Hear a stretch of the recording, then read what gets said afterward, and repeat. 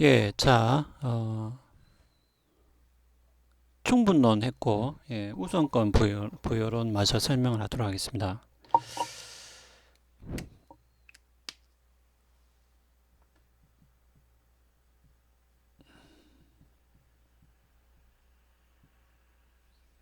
좀 말이 좀 긴데, 예, 요거는 이제 이런 개념으로 보시면 되겠습니다.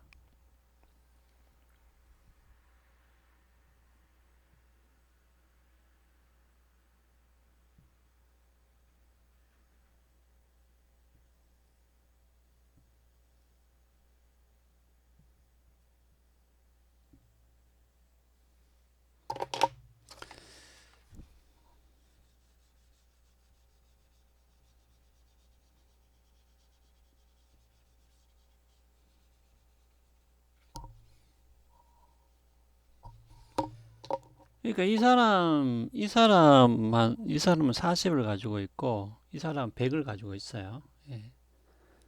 뭐 이게 이제 부의 정도 혹은 재산이라고 봅시다. 예. 부의 정도 재산이라고 보면 되는데, 자, 여기서 그 예를 들면은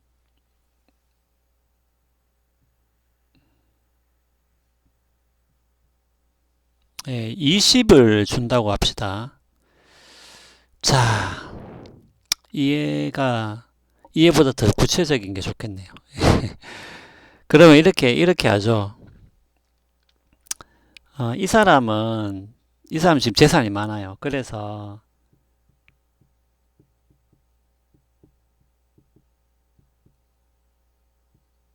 이 사람은 점심값을 10,000원을 써요. 이 사람은 재산이 적어가지고 이 점심값을 예를 들면 한 뭐 4,000원 정도밖에는 안 씁니다. 못 쓴다라고 합시다. 자, 그러면은 여기서 만약에 어, 이 사람들한테 2,000원, 2,000원을 더 준다고 했을 때, 그 효과, 거기서 발생하는 어떤 가치나 효용 이런 것이 누가 더 크냐고 묻는다라면은, 예를 들면 이 사람은 4,000원인데 2,000원을 더 받으면은 이게 이제 6,000원이 되죠. 예. 그러면 이 사람이 느끼는 6,000원은 좀 크죠? 예, 크다고 볼 수 있겠습니다. 하지만은 점심값을 예를 들면은 10,000원을 쓰는 사람한테 2,000원을 더 줘봐야 12,000원이 되죠. 예. 그러면은 이 사람이 10,000원짜리 뷔페를 간다고 했을 때 2,000원을 더 받는다고 해서 그 뷔페 음식점에서 뭐를 더 먹을 수 있는 건 아니잖아요. 예. 기껏해야 2,000원짜리 커피를 사 먹나? 요즘 2,000원짜리 커피 잘 없죠. 예.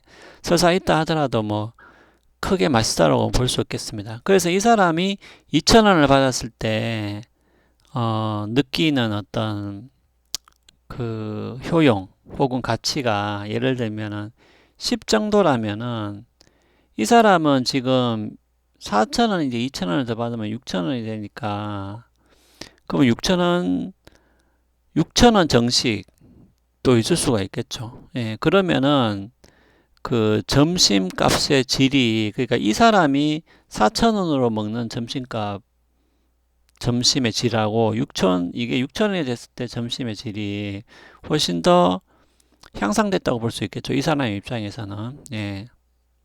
예를 들면 4,000원짜리 도시락은 없는데 그래도 6,000원을 주면은 그럴듯한 도시락을 살 수 있다고 하면 이제 이 사람은 2,000원을 더 받아서 10밖에 못 느꼈지만 이 사람은 2,000원을 더 받으면은 한 50 정도로 그 가치가 더 많이 느껴질 수가 있겠죠. 예.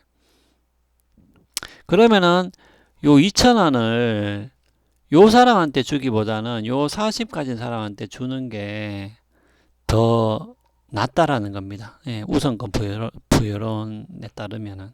예. 약간 그런 개념이에요. 자, 그러면은 이런 개념이면은 예를 들면은 물론 이것도 이제 달라질 수가 있겠습니다. 요 금액에 따라서, 그리고 요 금액으로 할 수 있는 어떤 일에 따라서 누구한테 주느냐 하는 것이 조금은 달라질 수가 있어요. 예. 그러니까 이래 따지면은 무조건 덜 가진 사람한테 그 우선권 부여로는 자원을 주는 게 더 좋다라는 결론으로 볼 수 있는데 그것은 꼭 그렇지가 않죠. 왜냐하면은 여기서 그러니까 더 줘서 발생할 수 있는 어떤 가치나 효용이 더 큰 쪽에 주자는 게 원래의 이 우선권 부여론의 기본적인 발상이기 때문에 반드시 덜 가진 사람한테 줘야 된다. 이 결론이 나오는 건 아닙니다. 네. 하지만 일반적으로 이 자원의 크기라든지 이런 걸 고려했을 때 일반적으로는 덜 가진 사람한테 주는 게 이 효용이 더 커지겠죠. 예, 더 커지겠죠.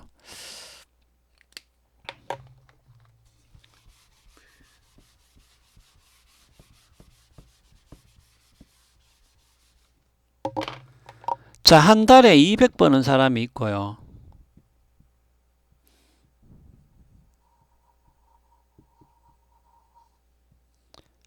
한 달에 200만 원 버는 사람이 있고 한 달에 500만 원 버는 사람이 있는데 예를 들면은 뭐 국민지원금으로 30만 원을 받는다라고 했을 때 예, 이 30만 원의 돈이 가지는 가치가 200만 원을 한 달에 200만 원 버는 사람한테 훨씬 더 크겠죠.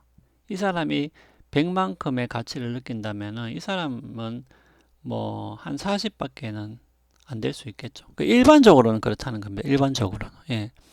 그렇기 때문에 뭐 전국민 재난지원금이라든지 아니면은 뭐 국민지원금 이런 것들을 다 주면 좋죠, 그냥. 뭐 쉽게 말하면.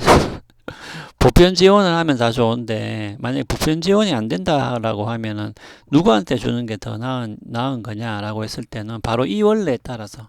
예. 왜냐하면은 200만 원 버는 사람은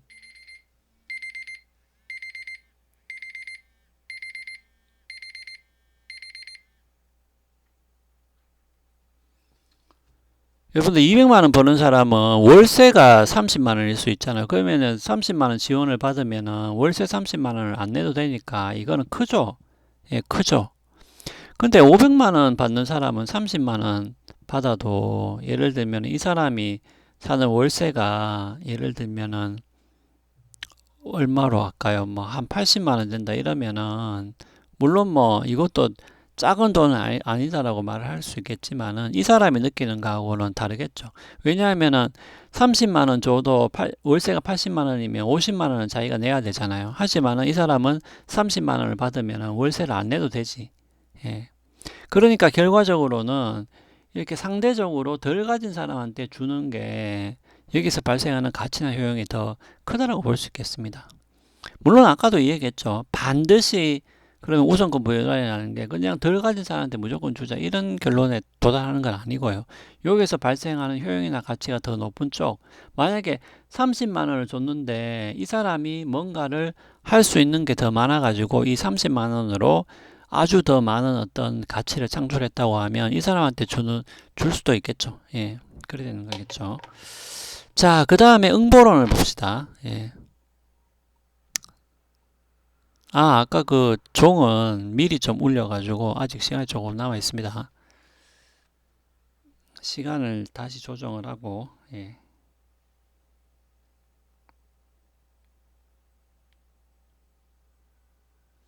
예, 요렇게 하도록 하죠.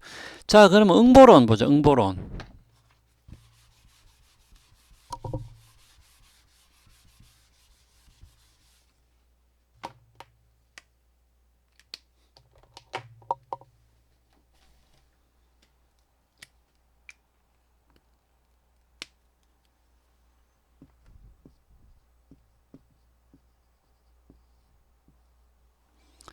자, 여러분, 응보론은 이제 이렇게 보시면 되겠습니다.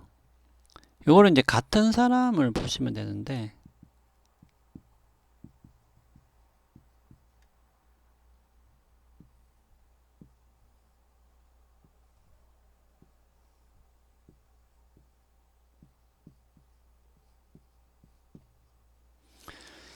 자, 응보론은 이런 거예요. 그러니까 이제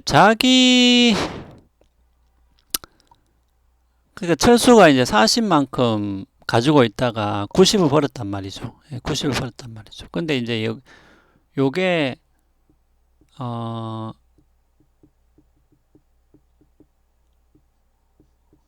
요게 이제 쉽게 말하면 자기 노력에 의해서 예. 그러니까 이제 뭐 타인을 그 타인 재산을 빼앗아서 이런 게 아니고 이제 자신의 노력에 의해서 90을 벌였다. 그리고 아니면은 이제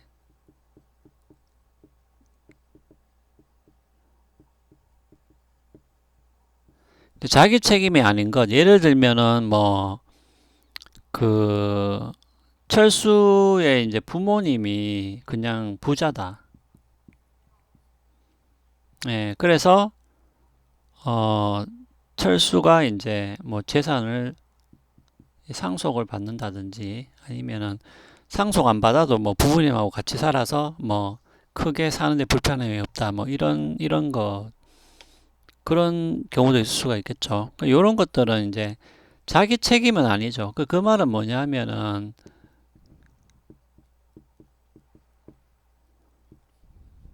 철수가 부모를 선택한 건 아니잖아요. 그냥 그 부모한테서 철수가 태어난 거기 때문에 이것은 철수 자신의 책임으로 돌릴 수는 없는 것이죠. 예. 그런 것들. 그러니까 예를 들면 철수가 자기 노력에 의해서 40에서 90으로 더 벌거나 아니면 거꾸로 상관없습니다. 원래 철수가 90을 가지고 있었는데 자신이 잘못해서 만약에 재산이 40이 됐다. 요런 것들은 특별히 더 보조를 해주거나 더 빼앗을 필요가 없다라는 게 응보론이에요. 예. 그러니까 자기 책임 하에 있는 것은 그냥 본인이 가지면 되는 것이고요. 예. 본인이 가지는 것이 마땅하다고 보는 게 응보론이죠. 예. 그 자기가 잘못해서 만약에 상황이 더 나빠졌더라도 그것이 본인의 책임이라면 그냥 이것은 그대로 둔다라는 겁니다. 응보론은. 그 다음에 자기 책임이 아닌 것도 그냥 그대로 두는 거예요. 예, 자기 책임이 아닌 거. 부자 부모한테서 태어났다. 이런 것들. 뭐 가난한 부모한테서 태어났다. 이런 것도 자기 책임은 아니죠. 예. 자기 책임이 아닌 것은 그냥 놔두는 거예요. 응보론은. 예. 그래서 이런 분배 원리도 있습니다. 예, 응보론 요것도 뭐 아무것도 아닌 것처럼 보이지만은 아니 실제로 이것도 하나의 이론으로서 있는 거죠. 예, 그러니까 본인의 노력, 예, 본인의 어떤 노력에 의해서 취득한 것은 그냥 본인의 재산으로 소유권을 인정해 버리는. 그러니까 얻어도 마찬가지고 잃어도 마찬가지예요. 본인 책임으로 잃었으면은 더 보조해 줄 필요가 없다라고 보는 게 응보론이죠. 네. 자, 요렇게 네 가지가 있다는 거 여러분들이 알아두시면 되겠습니다. 자, 그러면은 이제는 분배 방식을 다 이야기를 했기 때문에 이제 남은 것은 뭡니까? 남은 것은 이제 단일론하고 그러니까 우리가 단일주의 입장을 취했을 때 이 네 가지 분배 방법들을 결합해 봤을 때 어떤 문제가 생기느냐.